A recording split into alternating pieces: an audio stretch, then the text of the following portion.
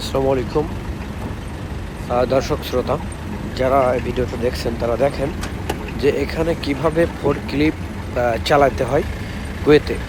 Kuwait থেকে দেখতেছেন এটা গাড়িটা মডেলে পাসিংয়ের জন্য যাচ্ছে কুয়েত মডেলে।